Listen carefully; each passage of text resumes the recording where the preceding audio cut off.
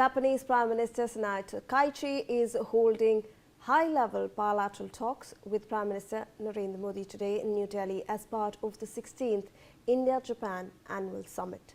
The two leaders are reviewing progress under the Japan-India joint vision for the next decade, with a sharp focus on deepening the special strategic and global partnership. The key agenda items include boosting trade and investment, advancing defense and maritime cooperation, and strengthening the economic security in the Indo-Pacific. A large Japanese business delegation is also accompanying PM Takaichi to explore fresh investment opportunities in India. Now, the summit is expected to yield a joint statement, multiple MoUs, and a renewed push for a free and open Indo-Pacific. Let's in fact take a look at what are the agenda points that are likely to be discussed, how strategically important this entire meeting is really. So let's look at the talking points of this bilateral meeting that is supposed to take place today between the Prime Ministers of India and Japan. Let's look at the first important aspect of this, which is trade and investment boost and expanding economic ties to 10 trillion yen is the target. So the target has also been set, 10 trillion yen. And we are also looking at expanding new opportunities where investment can be made in India, because India and Japan already share a strategic and global partnership, and how to expand that in new sectors, in clean energy, in we are looking at biogas. So how investment can flow into such sectors is likely to be in fact discussed. Let's also look at defense and security cooperation. Now, maritime security, Indo-Pacific strategy.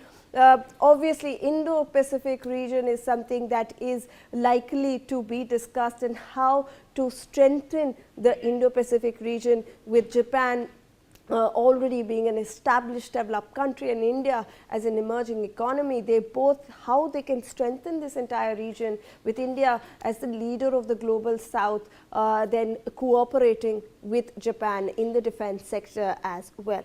Let's also look at economic security, where critical minerals, supply chains, and anti-coercion will be discussed. So remember that why we are looking at critical minerals is because right now the world is seeking more semiconductors. We are looking at EVs, all of them, and rare earth metals, all of them are required for all of these new technologies that are coming up, and hence countries are seeking new ways to look at critical minerals. And so economic security is something that both the countries will be looking towards sustainable development in that sector as well. Let's look at tech and innovation. Obviously, this sector cannot be left out.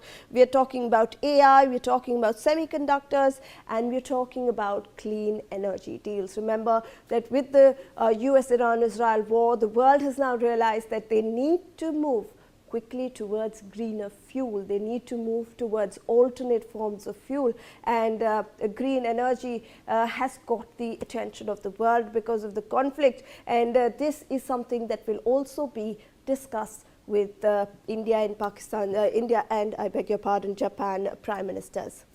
Now, let's look at the yen-rupee trade framework, which will also be discussed, where local currency settlement push. So remember that whenever yen and we are talking about the rupee, we always have to convert it towards the US dollars, or the standard global market currency that is being used. However, now they will be pushing more towards direct transfer from rupee to yen and yen to rupee, so that the financial transactions are made simpler, are made easier. Let's also look at the joint vision review, where next decade India-Japan partnership roadmap will be discussed. For the next 10 years, what's going to be the roadmap between both the countries, that will be obviously also discussed, so that both the countries have a vision as to what they want to work towards. They are looking at 10 million yen as the target economically, and they're also looking at various sectors like defense and security cooperation in the Indo-Pacific.